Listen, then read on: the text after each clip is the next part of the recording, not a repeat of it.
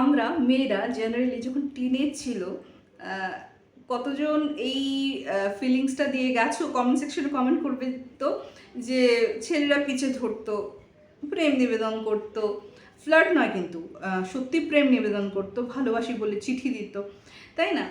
তো অ্যাকচুয়ালি ব্যাপারটা কি হয়, মানুষ যদি থাকে এবং আমার যদি পছন্দ না হয় বা আমি সব পছন্দ করি না, ওকে মুখে বলে দেই বা বলি যে আমার প্যারেন্টসকে জানিয়ে দেবো, ভয় দেখায়, তারপর থেকে আর আসে না। হ্যাঁ, যদি ইন্টারেস্টেড থাকে কেউ তো অ্যাকসেপ্ট করে নেয় প্রপোজালটা, তাই না? যদি সেটা মানুষ, রক্ত মাংসের মানুষ না হয়ে সে যদি অন্য কিছু হয়, তখন তুমি তার প্রপোজালটা কিভাবে এড়াবে? তখন কি বলে তাকে ভয় দেখাবে? হুম।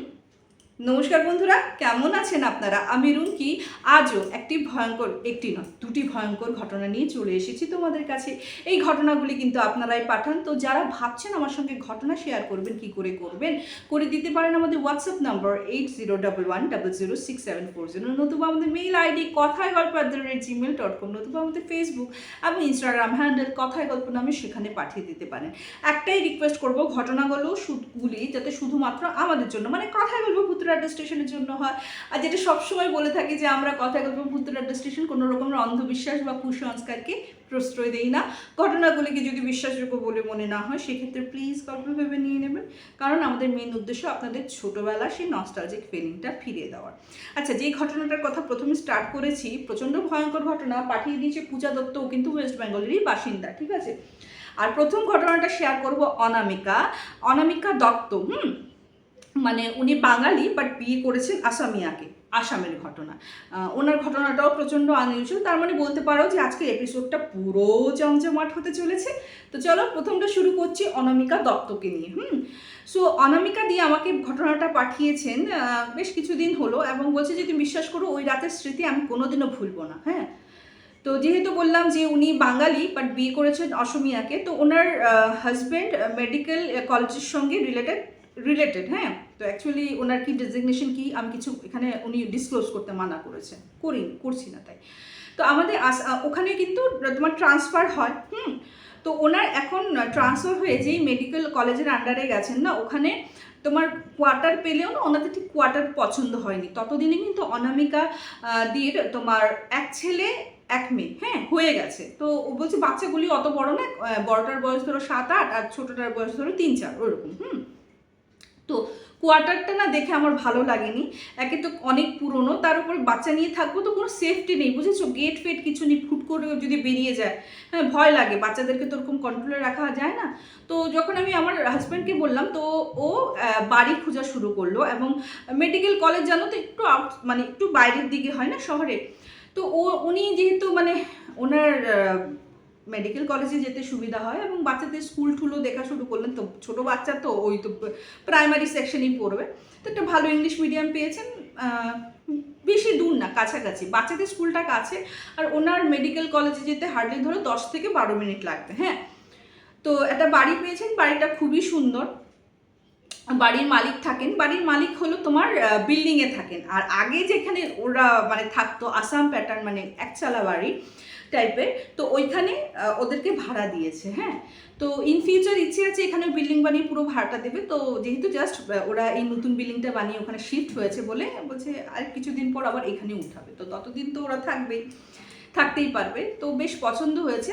তো বাড়ির মালিকের যে বিল্ডিংটা না, তুমি বলতে পারো বিল্ডিং লাগালাগি হলেও মানে না, উনি ভাড়াটিয়ার কি করছে না করছে সবসময় দেখতে পারবে। ইভেন ভাড়াটিয়ারও সবসময় মালিকদেরকে ওরকমভাবে দেখতে পারবে না, ওরকমভাবে প্ল্যান করে বানানো। হ্যাঁ, তো মানে ভাড়াটিয়া আর বাড়িয়ালি দেখা হবে, একটা প্যাসেজ আছে, কমন প্যাসেজ, ওইখানে আর কি।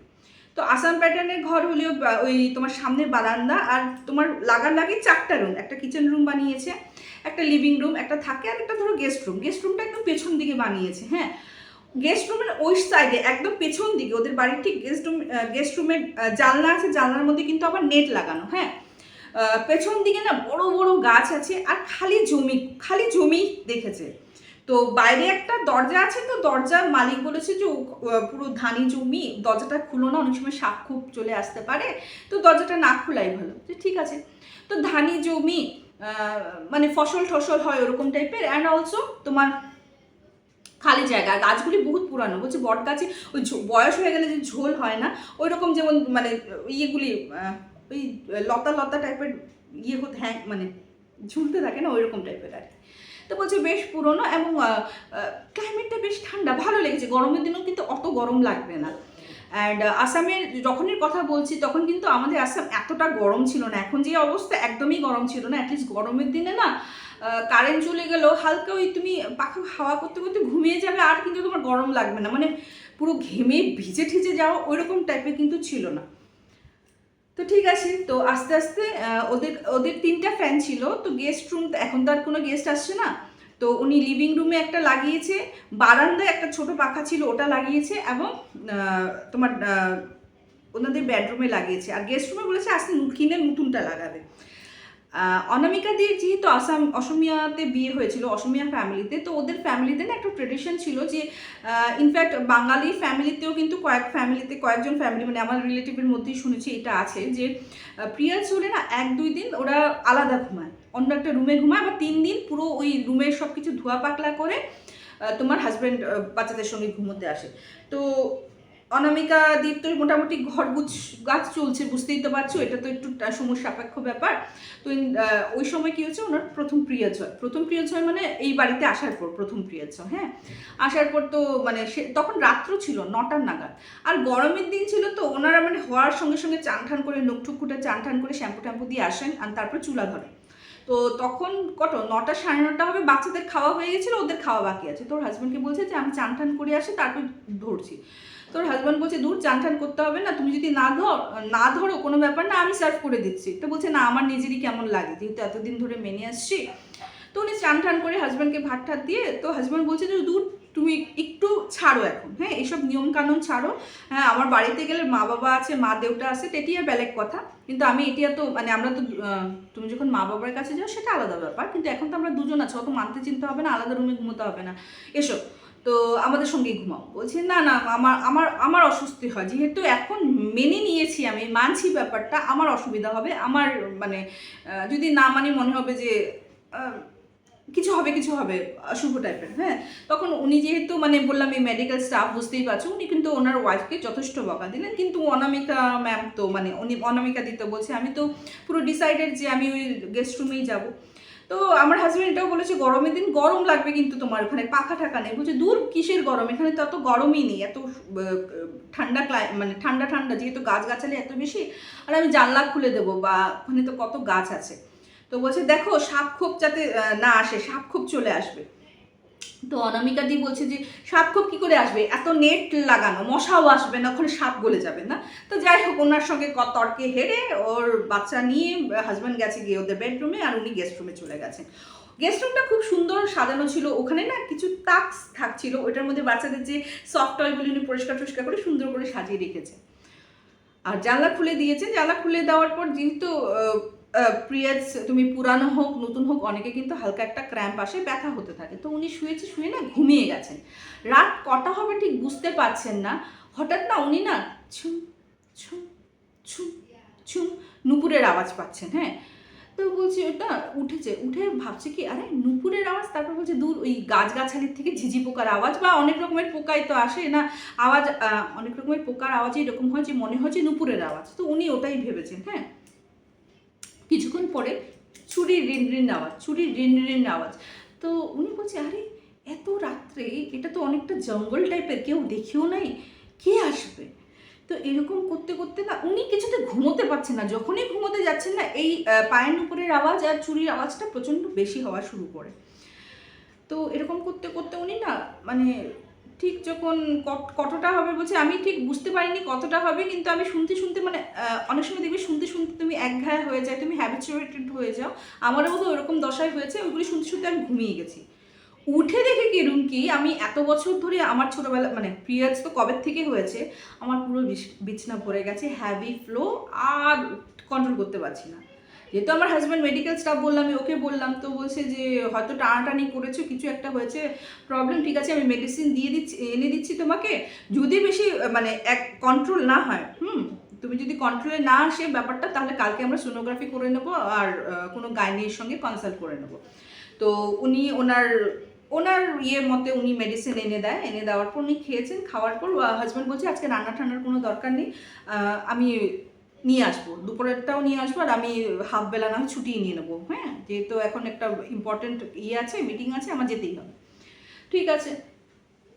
তোমার তখন আচ্ছা বাচ্চাগুলির কিন্তু অ্যাডমিশন হয়েছিল, কিন্তু বাচ্চাগুলি আর কি নেক্সট মান্থ থেকে ওরা কন্টিনিউ করবে স্কুলে। বাচ্চাগুলিও ঘরেই ছিল, তো ওদের বিস্কুট বাগেরা ব্রেড বাগেরা দিয়ে চালিয়ে দিয়েছে। হাজব্যান্ড তো ওষুধ নিয়ে এসে ওষুধ খাওয়ার পর বলছে একটু কমেছে, সব ঠিকঠাক আছে। তো হাজব্যান্ড সেই জন্য বলেছে যে তোমার শরীরটা যখন খারাপ আমাদের সঙ্গে ঘুমাও। তারপর বলছে যে না কিচ্ছু হবে না, হ্যাঁ এই তো আছে, সব কিছুই তো কাছেই আছে, কিচ্ছু হবে না। উনি কিন্তু আবার সেই রুমে ঘুমিয়েছে। ঘুমানোর পর জানলা খুলে ঘুমিয়েছেন, তো ওনার এবার চোখে ঘুম ভেঙেছে, সেই নুপুরের আওয়াজটা না উনি ঘরে পাচ্ছেন।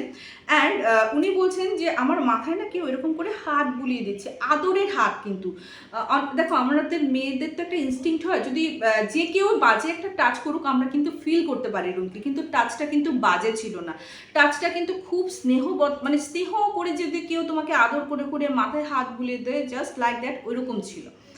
তো আমি না চোখ খুলে দেখি যে হঠাৎ সব কিছু থেমে গেছে, হ্যাঁ হাত ইয়েও থেমে গেছে, এবং সেই নুপুরের আওয়াজটা আমার ঘর থেকে যেমন বের হয়ে কালকে যেমন শুনছিলাম, মানে গতকাল যেমন শুনছিলাম ওই রকমই আওয়াজ পেতে লাগলাম, চুরির আওয়াজ পেতে লাগলাম, মানে ফ্রিকুয়েন্টলি হতে থাকলো। এবার কিন্তু রুমকে আমার খুব ভয় লাগলো। এবার কিন্তু আজকে সেদিন আমি ঘুমাইনি। আর একটা জিনিস লক্ষ্য করলাম, ফাজারের আজান দেওয়ার পর কিন্তু সব কিছু চুপ হয়ে গেল। তো 2 দিন কমপ্লিট হয়ে গেছে, 3 দিনের দিন ধোয়া পাকলা করে সেদিন কিন্তু উনি ওনার হাজব্যান্ডের সঙ্গে কাছে চলে গেছে, এবং হাজব্যান্ডের সঙ্গে যখন ঘুমিয়েছে ওনার কিন্তু আর কোনো রকমেরই প্রবলেম হয়নি। ইনফ্যাক্ট এই যে মানে এই সময় চলাকালীন না ওনাদের তখন ইনভার্টারও কানেকশন কিন্তু লাগেনি। কারেন্ট যখনই যেত ওরা কিন্তু রাত্রে কারেন্ট আসবে না জানতো, তো ওরা ওই রুমে শিফট হয়ে যেত বাচ্চাদের সঙ্গে গেস্ট রুমে। তো বলছে তখন যে ঘুমিয়েছে রুম কি আমাদের কোনো কিছু ফিল হয়নি, কোনো রকমের প্রবলেম হয়নি জানো। আবার যখন পিরিয়ডস হলো আমার নেক্সট এই 1 মাস কিন্তু ওনার কোনো প্রবলেম হয়নি। নেক্সট যখন আবার পিরিয়ডস হলো তখন উনি আবার ওই রুমে ঘুমিয়েছে। সেইবার রাত্রে উনি যে অনুভব করলেন না, সেইবার মানে ওরা বুঝতেই পারলেন যে ব্যাপারটা কিন্তু ঠিক নয়, মানে নর্মাল নয়। সেটা হলো উনি তো শুয়েছেন, আমি বললাম র্যাকে খুব সুন্দর টেডি বেয়ার সাজানো ছিল। উনি আবার সেই রাত্রে ছম ছম ছম আওয়াজে ওনার তো ঘুম ভাঙে, আর উনি দেখছেন চোখের সামনে এক এক করে টেডি বিয়ারগুলি মাটিতে পড়ছে, অথচ রুমে কিন্তু না হাওয়া আছে। পাখার হাওয়া তো সবসময় চলে, টেডি বিয়ার একরকম পাখার হাওয়ায় পড়তে পারেন না। ঝড় বৃষ্টি উনি কিন্তু টপ টপ টপ টপ করে এক একটা টেডি বিয়ার পড়ে যাচ্ছে। আর তখন ওটা দেখে উনি আর না থাকতে পেরে চিৎকার করে ওনার হাজব্যান্ডের কাছে চলে এসছে। হ্যাঁ, হাজব্যান্ডের কাছে চলে আসার পর হাজব্যান্ড বলছে, হাজব্যান্ডকে সব খুলে বলার পর হাজব্যান্ড প্রচণ্ড বকা দিয়েছে, বলে চুপ করে এখন আমার কাছে ঘুমাও। একদম পুরো হাতের মধ্যে ধরে বিছানার মধ্যে শুইয়েছে। আর উনি এতটাই ভয় পেয়ে গেছেন যে উনি কিন্তু আর হাজব্যান্ডের মানে অবাধ্য না হয়ে ওখানে ঘুমিয়ে গেছেন। তখন উনি বলছেন যে জানো আমার মনে হচ্ছে কিছু একটা প্রবলেম আছে এই বাড়িতে, হ্যাঁ আর স্পেশালি আমি যখন একা ঘুমাই ওখানে ডিউরিং পিরিয়ডস তখনই কিন্তু এই প্রবলেমটা হয়। তখন হাজব্যান্ড বললেন যে ঠিক আছে, তোমার যদি মনে হয় তোমার আর আমি ওইখানে ঘুমাতে দেবো না, তোমাকে কিন্তু আমার সাথেই ঘুমোতে হবে। তো এবার কিন্তু উনি অনামিকা দিয়ে কিন্তু কোনো রকমের প্রবলেম মানে কোনো কিছু আর এক্সকিউজ দেখালেন না বা মানবো না ইয়ে করবেন না, হাজব্যান্ডের সঙ্গে ঘুমালেন। এবং সেইবার তো ধোয়া পাকলা করার পর উনি বলছেন, ওনার হাজব্যান্ড বলছে যে তোমার যখন এত অসুবিধা হচ্ছে আমরা এই বাড়িটা ছেড়ে দেবো। হ্যাঁ, তো বলছে যে ঠিক আছে তুমি আস্তে ধীরে বাড়িটা দেখো। তো একটা বাড়ি ঠিক হয়েছে, এবং ঠিক ওরা তোমার 2 মাসই থেকেছে এই বাড়িটাতে। তো যেই বাড়িটা থেকেছে ওটাও এই বাড়ির থেকে বেশি দূর নয়। তো যখন সব প্যাকিং ট্যাকিং হচ্ছিল ওনার কিউরিসিটির বশত অনামিকা দিক করলেন পিছনের দরজা, কিন্তু এতদিন উনি খুলেননি, যেহেতু বলেছেন সাক্ষোপের ভয় ছিল, মালিক বলে দিয়েছে। তো উনি পিছনের দরজা খুলে যেই বেরিয়েছেন গিয়ে দেখছে ওনার ওই যে বললাম প্রচণ্ড বড় বড় গাছ, এই সাইড না কিছু কবর, হ্যাঁ 3-4টা কবর। এই সময় বাড়ির মালিক নিয়ে এসছে, এসে ওকে অসমীয়াতে বলছে যে তোমার লোকে গয়ে আসা, তোমরা চলে যাচ্ছ, 2 মাস ছিলে ভালোই লাগলো। তখন উনি বলছে যে গৃহকর্ত্রীকে বলছে যে বাইডো এটা এটা এটা কার ইয়ে, ওগুলি কি গো, ওই যে দেখা যাচ্ছে। বলছে ওগুলি তো কবর, ওই এই বাড়ির যে মালিক সে ওর বাবা মা ওদের যে মানে মানে ওই পূর্বপুরুষদের কবর এখানে দিয়েছে, হ্যাঁ আমাদের বাড়ির পেছনটা পড়েছে। তো তো বলছে ও আচ্ছা আচ্ছা, বলছে হ্যাঁ ওরা এমনি ভালো আছে, এরকম কোনো ব্যাপার না। কেন কেন জিজ্ঞেস করছো? বলছে না আমি হঠাৎ দেখেছি, আমি তো এক্সপেক্ট করিনি এরকম কবর দেখতে পাবো, তাই আমার মানে মনে হলো যে এটা তো কবরস্থান না। বলছে না না কবরস্থান না, কিন্তু হ্যাঁ অনেক মানে ইসলামিক সম্প্রদায়ের লোকেরাই আছে যে তোমার ওনাদের যে পূর্বপুরুষরা মা বাবা ঠাকুমা দাদুর কবর কিন্তু ওদের বাড়িতেই দেওয়া হয়। ইনফ্যাক্ট জানো তো নট অনলি ইসলামিক সম্প্রদায়, ইনফ্যাক্ট হিন্দু সম্প্রদায়েরও মানে গ্রাম বাড়িতে গ্রাম দেশে তো এরকম হতো যে নিজের যেমন আমার দিদি শাশুড়ি বলো বা আমার দাদা শ্বশুর আমাদের শিলচরের বাড়িতেই কিন্তু ওনাদের অন্ত্যেষ্টিক্রিয়া হয়, হ্যাঁ শ্মশানে কিন্তু যায়নি। তো এরকম কিন্তু হয়। এবং তখন উনি আমাকে অনামিকা দিয়ে বলছে বলে, যেহেতু অনামিকাদি বুঝেই গেছেন যে ব্যাপারটা ওনার সঙ্গে যা ঘটেছিল আনইউজুয়াল ছিল, তো তখন উনি যখন ওনার বাবার বাড়িতে আসেন না, ওনার মাকে সব কথা বলেন। তো ওনাকে একজন মানে ঝাড়ায় যে কোনো ওই যে বাড়ি ঠাকুর বাড়িতে নিয়ে গেছিলেন, তখন ঝাড়িয়ে বলছে যে আর কি যে ছিল সে মানে হার্মফুল ছিল না, সে খুব ভালো পবিত্র আত্মা ছিল। তো ওই যে আদর করে গেছে ওই ওই জিনিসটা যে উনি মেহসুস করেছেন। কিন্তু ব্যাপারটা কি হয়, এর আগেও আমি অনেকবার এখানে তোমাদেরকে বলেছি বা আপনাদেরকে বলেছি যে ওরা মৃত্যুর পর তো দেখো ওরা একটা আলাদা ডাইমেনশনে চলে যায় না, আমরা একটা টোটালি অপোজিট ডাইরেকশনই বলবো, হ্যাঁ একটা ডাইমেনশনে আছি, ওরা একটা অপোজিট ডাইমেনশনে আছে, আমরা একটা অপোজিট ডাইমেনশনে আছি। যখন আমাদের এই সোলটা ওই সোলের কানেকশনে আসে না, তখনই কিন্তু এই নানা রকম দৈহিক যে সমস্যা, যেমন এখানে অনামিকাদের কি হচ্ছে হ্যাভি ফ্লো হওয়া শুরু করেছিল, বা অনেকে দেখবে প্রচণ্ড জ্বর চলে আসে বা শরীর খারাপ করে, এরকম কিন্তু হয়। তো এই ছিল অনামিকাদির পাঠানো একটা ঘটনা। থ্যাংক ইউ সো মাচ অনামিকাদি আমাদের সঙ্গে এইরকম একটা ঘটনা শেয়ার করার জন্য। ঘটনাটা সত্যিই ভয়ঙ্কর ছিল। তোমাদের কেমন লাগলো তাড়াতাড়ি জানিয়ে দাও। আর দেরি করবো না, টুক করে চলে যাব পূজা দত্তর ঘটনা, যেটা বললাম ওয়েস্ট বেঙ্গল থেকেই পাঠানো, এবং এটাও কিন্তু প্রচণ্ড ভয়ঙ্কর ঘটনা। একটু হিন্ট তো তোমাদের সর্বপ্রথম আমি দিয়ে দিয়েছি, সেটা হলো পূজা তো দেখো এইচএসের পর ও একটা কোর্স করার জন্য বাইরে যায়, যেটা হয় জেনারেলি আমরা জানি ইঞ্জিনিয়ারিং আছে, নানা রকম কোর্স করতে, ম্যানেজমেন্ট আছে, কোর্স করতে মানুষের পড়তে যায়। তো ওইখানে না হোস্টেলে ও না থেকে, বিকজ হোস্টেলে খাওয়া দাওয়ার প্রবলেম আছে, ওর বাবা নিয়ে যায় যখন আর কি ওকে ছাড়তে যায়। তো ওনারা ওই মানে কলেজের হোস্টেলে না থেকে আরেকটা গার্লস হোস্টেল দেখেছে, দেখে না ওদের ভালো লেগেছে, ওইটার মধ্যে ওর বাবা ঠিকঠাক করে দেবে, হ্যাঁ। তো ওই সময় ওইখানে ওই কলেজে আরেকটা মেয়ের সঙ্গে দেখা হয়, যেটা পূজাদের টাউনেই থাকে, মানে সেম টাউনে হলে কোনোদিনও ওদের পরিচয় ছিল না, কলেজে গিয়ে ওদের দেখা হয়। এবং যেহেতু সেম টাউনে এবং যেই জায়গাটার কথা বলেছে যে আমি অমুক জায়গার থেকে, তখন পূজা বললো যে আরে আমি তো অমুক জায়গার থেকে। তো খুব ভালো লাগলো। তখন ওর বাবাও গেছিলেন, মানে পূজার যে সেই ফ্রেন্ডের নাম রিমির বাবাও গেছিলেন। রিমির বাবাও বলছে যে আমারও মেয়েকে হোস্টেলের এইখানে কলেজের হোস্টেলে দেওয়ার ইচ্ছে নেই, সো ভাবছি এরকম হোস্টেল দিয়ে করবো। তো ওনারা ওই হোস্টেলে গিয়ে, হোস্টেলটার মধ্যে মানে একটা রুমে তোমরা 3 জনের অ্যাকোমোডেশন নিতে পারো, 4 জন নিতে পারো, ওইরকম টাইপের, হ্যাঁ। একটা রুমে তোমার 4টা বেড থাকবে, 3টা বেড থাকবে, স্টাডি টেবিল ওরকম কি সব কিছুই থাকবে, আর রুমগুলি মোটামুটি ঠিকই আছে। তো রিমির বাবা এবং পূজার বাবা ডিসাইড করলো যে না 3 জনেরটাই ঠিক আছে, হ্যাঁ। তো ওদের সঙ্গে মানে রিমি আর পূজা যেহেতু একই জায়গার না, ওরা বলছে যে দুটো মেয়ে একই জায়গায় থাকবে, একই রুমে থাকবে, আরেকটা মেয়ে ওদের সঙ্গে জয়েন হয়েছে, ঠিক আছে কি, বিকজ এই হোস্টেলের একটু দাম বেশি হলেও খাওয়া দাওয়াটা কিন্তু প্রপার, হ্যাঁ ভালো আছে আর কি, ঠিক আছে। তো এরকম করে করে 1 বছর ওরা থাকলো, কোনো রকমের প্রবলেম হয়নি, সব দিকে ঠিকঠাক আছে, খুব ভালো মতে কেটেছে হই হুল্লোড় করে। তো ওদের মানে 1 বছর পরে সেমিস্টার শেষ হওয়ার পর ওরা বাড়ি যাবে, আর তখন ছিল একটু ঠান্ডার দিনই, হ্যাঁ। তো বাড়ি যাওয়ার পর ওরা যখন রিটার্ন করবে, রিমি এবং পূজা দুজনেই ডিসাইড করেছিল, গেছিলো একসঙ্গে, আসবে একসঙ্গে, বাসে আসবে ওরা, নাইট সুপার করে মানে ওই কলেজে যেখানে ওখানে চলে যাবে, হ্যাঁ। তো বলছে যে ঠিক আছে, এরকম এরকম ওরা ফোনে ডিসাইড করে নিল যে এতটার সময় বেরোবে, এতটার সময় তুই ওই পয়েন্টে থাকবি, ঠিক আছে। 2 বান্ধবী তো এসছে, বাবাদের তোমার এক বাবা ছেড়ে চলে গেছে, ওনার কিছু কাজ ছিল, আরেক বাবা রয়েছিল। তো বাসটা ছাড়তে ছাড়তে বলেছে বেশ রাত হবে, তো মানে পূজা ইনসিস্ট করেছিল, পূজার বাবা ছিল, পূজা তুমি চলে যাও, আমরা পারবো, আমরা তো আর নতুন না, এর আগেও তো এসছি কতবার। তো খানিকটা জোর করেই পূজার বাবাকে পাঠিয়ে দেয়, বাস ছাড়তে তখন ধরো আরও 10-15 মিনিট। তখন পূজা বলছে যে চল ওয়াশরুম থেকে মানে টয়লেট ওগেরা করে আসে, রাস্তায় আর নামবো না। তো ঠিক আছে, তো কোথায় করবে, তো বলছে এখানে নোংরা সব পেট্রোল পাম্প খুঁজি। তো যেহেতু বললাম যে বাস স্টপে খানিকটা, বাস স্টপ তো তার একটু আগে গিয়ে একটা পেট্রোল পাম্প ছিল। তো প্রথমে তোমার রিমি ওয়াশরুম থেকে আসার পর, হ্যাঁ তোমার পূজা যাবে, তো রিমি বলছে যে দেখ তুই ওয়াশরুমে যা, ওইখান থেকে আমাদের তো জল নেওয়া হয়নি। রাত্রেবেলা যদি বাই চান্স খিদা পায়, আমি একটা কাজ করি, দুটো কেকের প্যাকেট, একটা বিস্কিটের প্যাকেট আর জল নিয়ে নিই, তোর অসুবিধা হবে?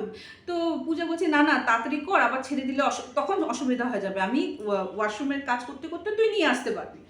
ঠিক আছে। তো ইয়েটা না, দোকানটা পেট্রোল পাম্প থেকে খানিকটা দূরে গিয়েছিল, এবং যেহেতু রাত্র বুঝতেই পারছো ওই জায়গাটা কিন্তু অত জনমানবপূর্ণ ছিল না, তোমার একটু শুনশান টাইপেরই ছিল, মানুষ ছিল হাতে গোনা কয়েকজন, কিন্তু ওই নাইট সুপারে মানে বাসের স্টপেজ যেখানে না, ওখানে মোটামুটি মানুষ গিজগিজ করছিল। ঠিক আছে। তো যখন পূজা, বাট রিমি তো চলে গেছে ওই জিনিসগুলি আনতে, পূজা যখন বেরোচ্ছে, আচ্ছা আমি কিন্তু রিমিটা ছদ্মনাম ইউজ করছি, পূজা বলেছে যেহেতু আমি চাই না ওর নামটা প্রকাশ পাক, তুমি কিছু ইয়ে করো না, কারণ ওকে আমি ইনফর্ম করা হয়নি। যাই হোক, পূজা যখন বেরিয়েছে, বাড়ানোর পর মানে ও রিমির কাছে যাবে, হঠাৎ দেখে একটা হ্যান্ডসাম ছেলে দাঁড়ানো, পূজাকে জিজ্ঞেস করছে আচ্ছা বয়েজের ইয়ে ওয়াশরুমটা কোথায়? তো বলছে এটা তো গার্লস টয়লেট, আপনি কাউকে জিজ্ঞেস করে নিন না, আমি জানি না। হ্যাঁ, তো বলছে আচ্ছা ঠিক আছে বলে পূজা বেরিয়েছে, বেরোনোর পর দেখে রিমি জলের বোতল টোটল নিয়ে দাঁড়িয়ে আছে। ঠিক আছে চল, গেছে, যাওয়ার পর বলছে যে দেখ ছেলেদেরকে কথা বলার বাহানা লাগে, হ্যাঁ মানে পেট্রোল পাম্পের তো লোককে জিজ্ঞেস করলে হয় ছেলেদের ওয়াশরুমটা কোথায়, না আমি বেরিয়েছি হঠাৎ আমাকে এসে জিজ্ঞেস করে ছেলেদের ওয়াশরুমটা কোথায়, হ্যাঁ খালি এদের খুব বাহানা লাগে মেয়েদের সঙ্গে কথা বলার। হ্যাঁ আমি তো পুরো অবাক হয়ে গেছি, এরকম করে কেউ জিজ্ঞেস করে? ঠিক আছে গেছে, যার পর রিমি তখনও মানে এসি বাস তো এসি চালায়নি, তো রিমি বসেছে, পূজার না প্রচণ্ড গরম লাগছে, রিমিকে বলছে রিমি তুই বস, আমি খানিকটা নিচেই আছি, হ্যাঁ বাসের মানে বাসটার আশেপাশেই আছে, চিন্তা করিস না। ঠিক আছে, ও নেমেছে, নেমে এক জায়গায় দাঁড়িয়েছে, দেখে আবার সেই ছেলেটা, তো ছেলেটা বলছে কি আমি ওয়াশরুমটা পেয়েছি, আর তো পূজা হেসে হেসে বলছে আচ্ছা তাহলে ওয়াশরুমটা পেয়েছেন বলুন? বলছে হ্যাঁ হ্যাঁ পেয়েছি। তো তখন ছেলেটা হঠাৎ নাকি পূজার নাম জিজ্ঞেস করে যে তোমার নাম কি? তো পূজা না হকচকিয়ে গেছে, আননোন পার্সন হুট করে নাম কিভাবে জিজ্ঞেস করবে, আর তারপর মনে মনে পূজা ভাবছে যেটা ও ভাবছিল সেটাই ফ্ল্যাট করতে এসছে। তো বলছে কি আমি খালি জাস্ট হেসে বলেছি পুজো, বাস পূজা, না আমি টাইটেল বলেছি না কিছু বলেছি, কিচ্ছু বলিনি, হ্যাঁ পূজা বলে স্টপ করে দিয়েছি। তো ও ছেলেটা হেসে আমাকে বলল যে সি ইউ সুন। মনে মনে ভাবছি এরে বাবা মাত্র দেখা হলো আবার সি ইউ সুন কেন বলছে আমাকে, বলে না ও না মানে ছেলেটাকে এড়ানোর জন্য হুট করে বাসে উঠে গেছে। ওঠার পর রিমি এই সাইডে মানে পূজার যেহেতু ঘুম আসে না বাসে, তো বলছে যে আমাকে উইন্ডো সিটটা দে, আমি এই মানে বাইরের নাজারা দেখতে দেখতে চলে যাব। তো রিমি এই সাইডে, পূজা এখানে। তো বাসটা যখন ছাড়বে তখন দেখে যে পূজা দেখছে যে ওই ছেলেটা ওরকম করে দাঁড়িয়ে আছে এবং হাত নাড়ছে। তখন রিমিকে বলছে দেখ ছেলেটা এরকম নাছোড়বান্ধ হতে পারে। বলছে কোন ছেলেটা? বলছে ওই যে ওয়াশরুমে যে বললাম আমাকে জিজ্ঞেস করেছে ছেলেদের টয়লেট কোথায়, এই যে নিচে নেমেছিলাম তখন আমার নাম জিজ্ঞেস করে, এখন দেখ বাই বলছে। বলছে কোন ছেলেটা রে? রিমি না এরকম করে তাকিয়ে আছে, বলছে কোন ছেলেটার কথা বলছিস? বলছে আরে ওই ছেলেটা। এই সময় বাসটা ছেড়ে দিয়েছে, হ্যাঁ ছেড়ে দিয়েছে। তো বলছে আরে ওই যে দাঁড়িয়েছিল। বলছে আমি তো কাউকে দেখিনি, রিমি বলছে। তো পূজা বলছে তোর চোখে ন্যাবা হয়েছে, এরকম করে বলছে, হ্যাঁ জলজ্যান্ত ছেলেটা দাঁড়িয়ে আছে দেখেনি। ঠিক আছে, তো ওরা হোস্টেলে পৌঁছালো। হোস্টেলে পৌঁছার পর ক্লাস শুরু হয়ে গেছে, পড়াশোনা শুরু হয়েছে, কিন্তু পূজার সঙ্গে কিছু কিছু অদ্ভুত ঘটনা শুরু হলো। কি তো রিমি কিন্তু পূজাকে ইয়ার্কি মারতো, টোন মারতো যে ছেলেটা বোধহয় তোকে দেখে ক্রাশ খেয়েছে, হ্যাঁ তুইও ওকে ক্রাশ খেয়েছিস, এরকম ওর পিছনে লাগতো। তো পূজা বলতো দূর একদিন এই এক সেকেন্ডেরও দেখা, একবার কথাবার্তা বলা, হ্যাঁ এতেই ক্রাশ খেয়ে যায়, আমার দুনিয়াতে ছেলের আকাল পড়েছে না, তো এরকম বলতো। তো ওদের বাড়ির থেকে আসার 3 নম্বর রাত্রে রিমি তো আলাদা খাটে ঘুমায়, সে আরেকটা যে স্টুডেন্ট ওদেরকে জয়েন করেছে সেও আলাদা খাটে ঘুমায়। পূজাটা খুব চিৎকার করে উঠেছে, হ্যাঁ ছাড়ো আমাকে, ছাড়ো ছাড়ো আমাকে, এরকম করে চিৎকার করে উঠেছে। তো রিমি হকচকে উঠেছিল, কি হয়েছে পূজা তুই কি চিৎকার করছিস কেন? তো ও তো ঘেমে পুরো একদম পুরো উঠে বসেছে, এরকম হাঁপাচ্ছে আর এরকম দেখছে, হ্যাঁ তো সঙ্গে সঙ্গে ওরা লাইট জ্বালিয়েছে, লাইট জ্বালানোর পর ওকে কী হয়েছে, জল টল দিয়েছে ওকে। বলছে আমি তোকে ওই ছেলেটার কথা বলেছিলাম না। বলছে কোন ছেলেটা? বলছে ওই যে বাসে যে তুই যে আমাকে খুব খালি ইয়ার্কি মারতে থাকিস, টোন কাটতে থাকিস, ক্রাশ খেয়েছে। বলছে হ্যাঁ। বলছে ওই ছেলেটা জানিস তো দেখি কি? আমি স্বপ্ন দেখিনি রে, আমার মনে হচ্ছে এটা রিয়েলিটিতে আমি মানে সত্যি সত্যি দেখেছি ছেলেটা এসছে, এসে আমার 2 হাত এরকম করে ধরে না আস্তে আস্তে যেমন আমাকে হাত করছে এবং আমাকে মানে ওইরকমভাবে টাচ করছে না, আমার সঙ্গে ফিজিক্যাল হওয়ার চেষ্টা করছে। তখন না রিমি বলছে যে তোর মাথার মধ্যে না পোকা হয়েছে নাকি, ছেলেটার প্রতি তুই এতই ক্রাশ খেয়ে নিয়েছিস যে আজকাল স্বপ্নেও দেখছিস, তুই পাগল হয়ে গেছিস বলে বকা ঠকা দিয়ে বলছে না রে না রে তুই বিশ্বাস কর। তখন রিমি বললো যে দেখ, যদি তুই বলছিস সত্যিকারে ছেলেটা তোকে এরকম যদি করতো, আমাদের ঘরে লক করে আমরা ঘুমিয়েছি, এখনও দেখ লক আছে, ছেলেটা গেল কোথায়? তো বলছে জানি না, আমি এরকম ভুল তো মানে ও আমতা আমতা করছে। বলছে ঠিক আছে, তোর তাসাল্লির জন্য তুই যাতে আর কি পুরোপুরি শিওর হোস, প্রত্যেকটা খাট চেক করলো, খাটের নিচ ঠিক কিচ্ছু নেই, বাথরুম চেক করলো কিচ্ছু নেই। বলছে এখন বল। তখন পূজা বললো হতে পারে আমি হয়তো স্বপ্নই দেখেছি, কিন্তু বিশ্বাস কর আসার পর যে আমি কিন্তু আর ওর ব্যাপারে কিছু ভাবিনি, হুট করে এরকম কেন দেখলাম, কোনোদিনও তো এরকম হয়নি আমার সাথে।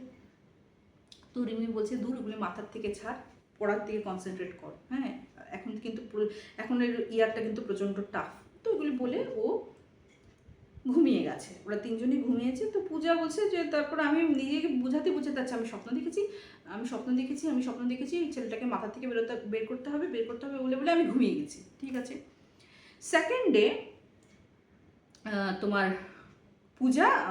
পূজা আবার শুয়েছে, ওরা ঘুমিয়েছে, যেহেতু পরের দিন ক্লাস আছে।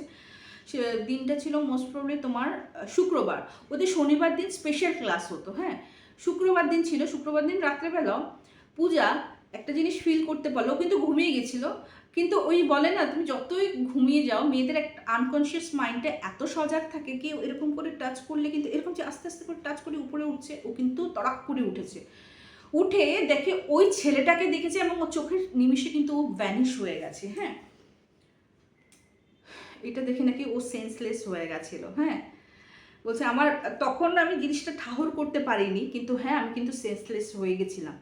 পরের দিন সকালবেলা রিমির ডাকাডাকিতে আমি উঠেছি, ওঠার পর বললো যে কী রে তুই এত ঘুমাচ্ছিস? বলছে জানিস কালকে আমি এরকম করে দেখেছি, আমি সেন্সলেস হয়ে গেছি, না আমি স্বপ্ন মানে ও বুঝতে পারছে না স্বপ্ন দেখেছে না সত্যি সেন্সলেস হয়ে গেছে না সত্যি চোখে দেখছে। মানে সত্যি কথা বলতে গেলে কি জানো তো, ওর মাইন্ডটাকে নিয়ে খেলছিল। হ্যাঁ, তো রিমি বলছে যে ঠিক আছে তুই একটু রেস্ট নে, তুই আরেকটাও হতে পারে যেহেতু এতদিন বাড়ি থেকে এসছিস, মাসি মেশোকে হয়তো মানে মিস করছিস, ঠিক আছে আজকে একটু বিকেলে আমরা তিনজন একটু ঘুরে আসবো, মোমো বাগেরা খেয়ে আসবো। ঠিক আছে, আফটার কলেজ ওরা বাইরের থেকে খাওয়া দাওয়া করে আসলো।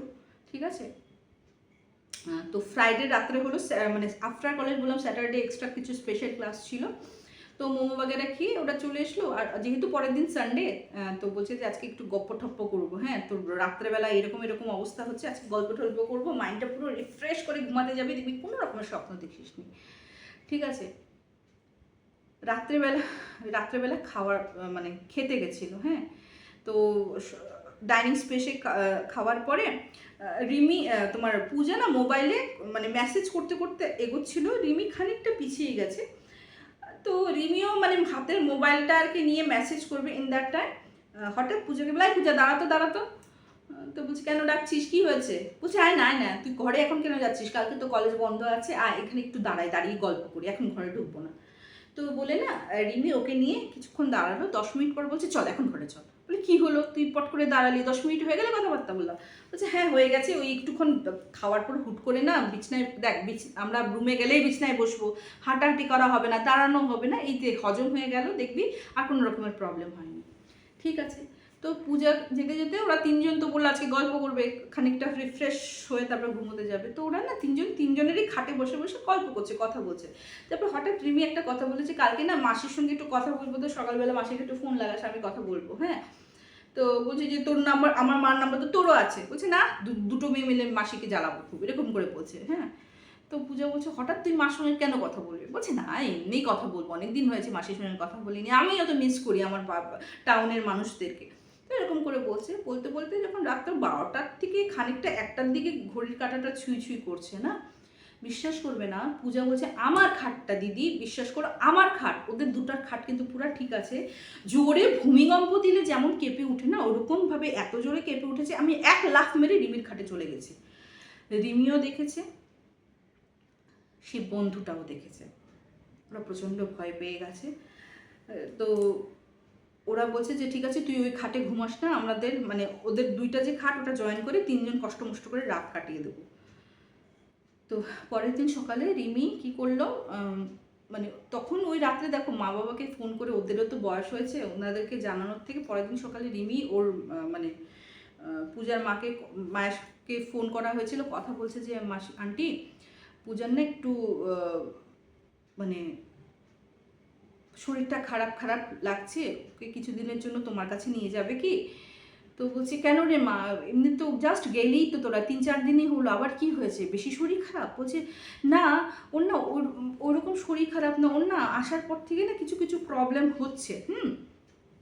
তো বলছে যে তখন ওর বাবা বলছে যে ডক্টর দেখিয়ে নিতে বলে, রিমিকে বলছে যে রিমি মা তুমি গিয়ে পারলে ওকে একটু ডক্টরটা দেখিয়ে নিয়ে এসো, শরীর যদি বেশি খারাপ লাগে, আর ডক্টর কনসাল্ট করার পর ডক্টর কি বলে আমাদেরকে বলো, ওই বুঝে আমরা আসবো। তখন না রিমি আর কিছু ডিসক্লোজ করলো না, ঠিক আছে। ওই দিন সানডে ওই হোস্টেলের যে কেয়ারটেকার ছিল ওনাদের বললো যে কোন ডক্টর আছে নাকি, তো বলছে কেন, বলছে না ওকে একটু দেখাবো আর কি, শরীরটা ভালো না। হ্যাঁ, তো ঠিক আছে, উনি অ্যাড্রেস দিয়ে দিলেন, সানডে ওই জায়গায় বসেন, উনি আছেন ভালো ডক্টর, তো গিয়ে দেখিয়েছেন। তো ওরা দুই বান্ধবী খুলে বললো যে এরকম এরকম একটা হেলুসিনেট করছে একটা ছেলেকে, সব কিছু করছে।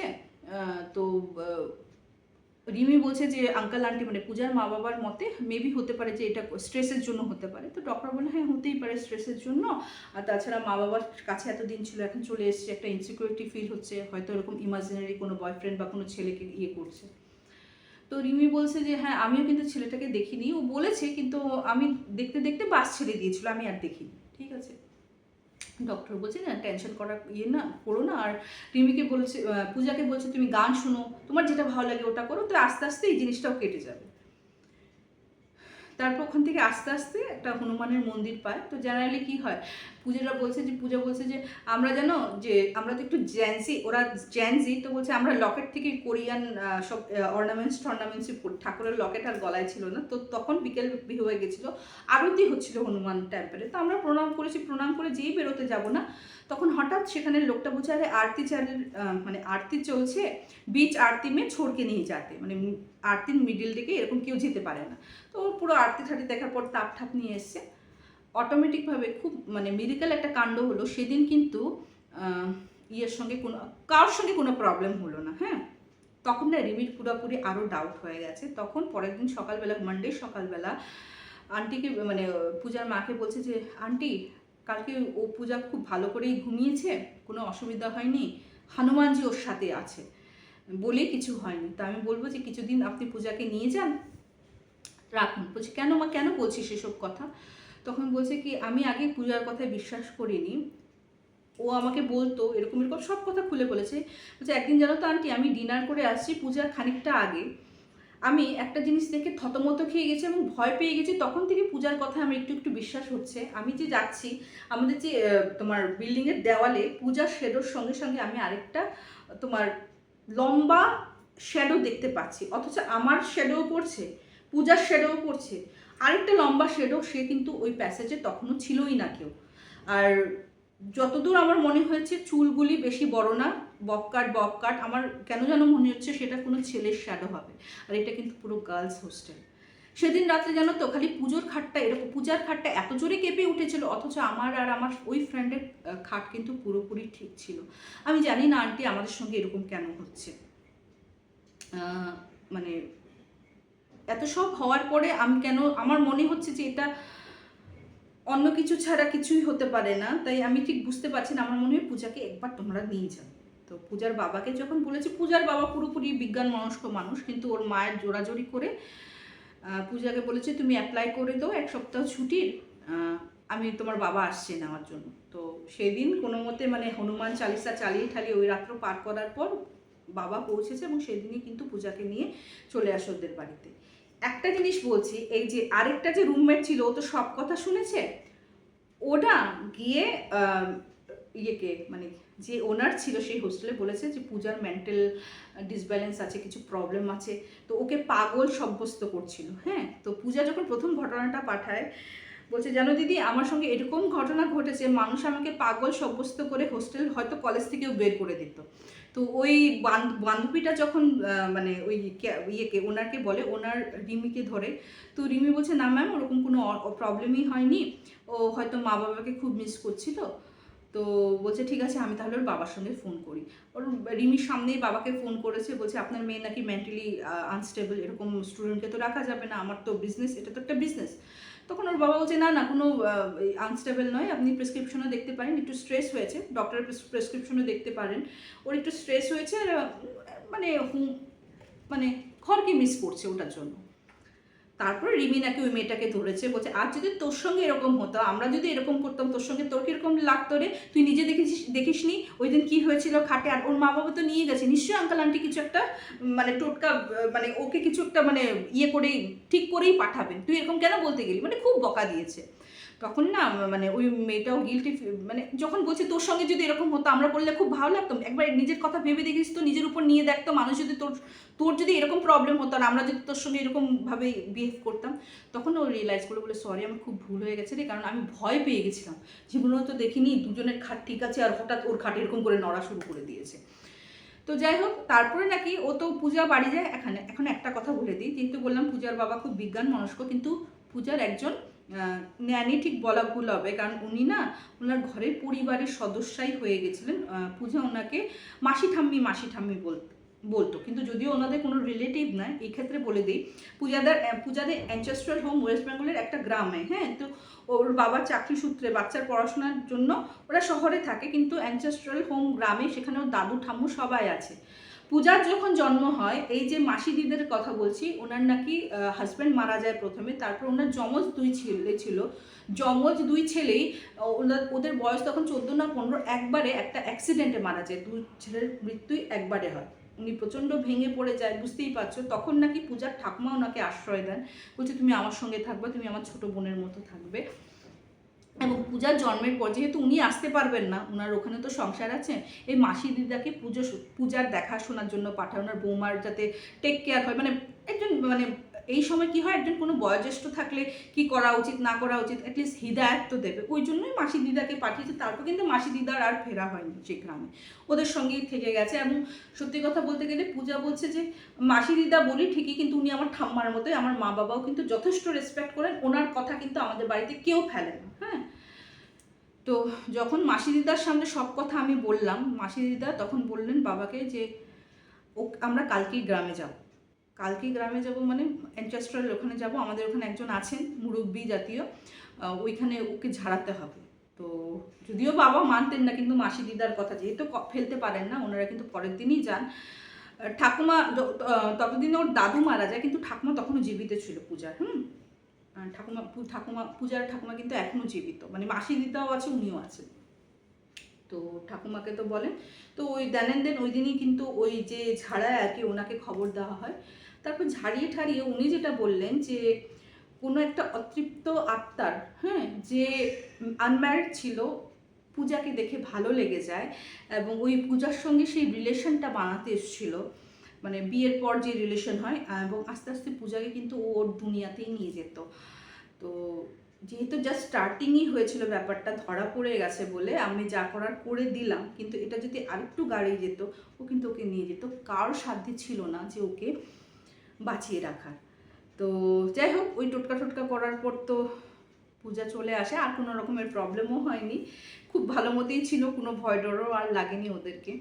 তো অ্যাকচুয়ালি ব্যাপারটা কি হয় বলো তো, এখানে অনেক সময় আমি এই ঘটনা তোমাদেরকে বলেছি যে অ্যাটলিস্ট মানে যেহেতু সজাগ ছিল, মানে ওর পূজা, এই ক্ষেত্রে কি হচ্ছে, পূজার বাবা বিশ্বাস না করলেও পুজোর মাসি ঠাম্মি যেহেতু বিশ্বাস করতো, পূজা কিন্তু বেঁচে গেছে।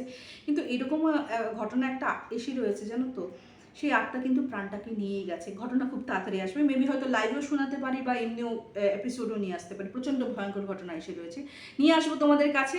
তো কেমন লাগলো পূজার ঘটনাটা, জানাতে ভুলো না, মারাত্মক ভয়ঙ্কর ছিল কিনা। অনেক কিছু শেখা, আবার আমরা কিছু শিখলাম তোমাদের কাছ থেকেই। তো এইভাবে ভালোবাসা দিতে থাকো, সাবস্ক্রাইব করে নাও, এবং সাবস্ক্রিপশনের বাটনের পাশে একটা বেল আইকন আছে, সেটাও প্রেস করে নিও, তাহলে নোটিফিকেশন পেয়ে যাবে। আর প্রতি মঙ্গলবার এবং শুক্রবার এবং রবিবার এপিসোড আসে, যদি শনিবারে আমি লাইভে আসি তখন কিন্তু রোববারে এপিসোড আসে না। আমার দ্বিতীয় চ্যানেল জীবনের 1001 গল্প দেখতে ভুলো না, সেখানেও কিন্তু ভৌতিক কিছু কিছু সত্যি ঘটনা যেগুলি প্রচণ্ড ভাইরাল এবং শুধু এখানের নয় বাইরের পাশ্চাত্য দেশেরও কিন্তু আছে, দেখতে ভুলো না। তো চলো বন্ধুগণ, আজকের এপিসোডটা আমি এখানে শেষ করছি, খুব তাড়াতাড়ি দেখা হবে। Till then bye bye, see you soon, নমস্কার।